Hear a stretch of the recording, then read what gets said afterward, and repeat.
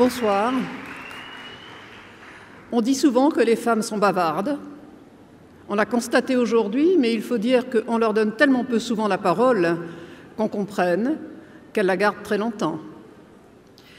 Madame la Présidente, Mesdames, Messieurs, cette journée de la femme, je me demande si nous ne devrions pas l'appeler la journée de la liberté, ou pourquoi pas la journée de la résistance.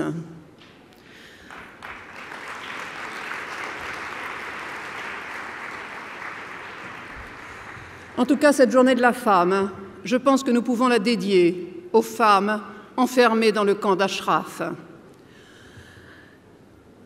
Il y a une chose qui m'a frappée cette année concernant les femmes. C'est ce qui s'est passé à Davos en janvier dernier. Davos est un forum économique mondial dans lequel il y a à peu près 85% d'hommes qui interviennent et 15% de femmes. C'est d'ailleurs parce qu'il y a si peu de femmes que j'ai créé le Women's Forum il y a 10 ans, parce que je ne comprenais pas comment on pouvait penser le monde d'hier, d'aujourd'hui et de demain en ne prenant pas en compte la parole des femmes. Aujourd'hui, il y a un peu plus de femmes, mais néanmoins, en janvier dernier, il était frappant de constater qu'il y avait une délégation française d'hommes d'affaires qui sont allés à Davos parce qu'ils mettent en avant le business.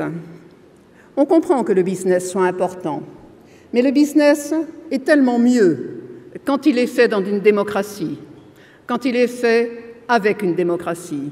Et quand on voit comment est reçu le président et comment l'Iran est traité à Davos, on peut être surpris aujourd'hui et se dire que le monde ne tourne pas très bien.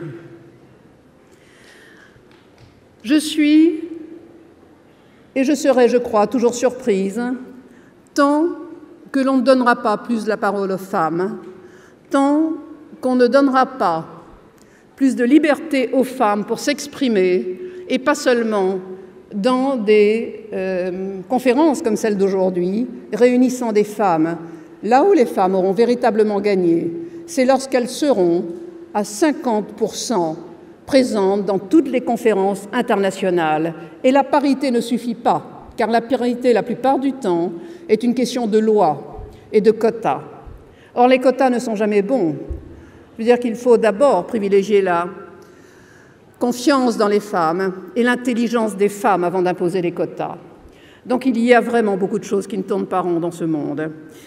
Et comme la parole est raccourcie ce soir, je voudrais vous citer 2 phrases.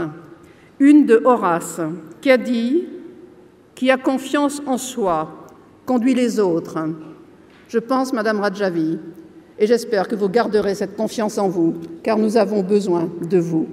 La deuxième phrase est une phrase de René Char, qui est un poète français et qui a dit « Il n'y a que 2 conduites avec la vie, ou on la rêve, ou on l'accomplit ». Je vous remercie.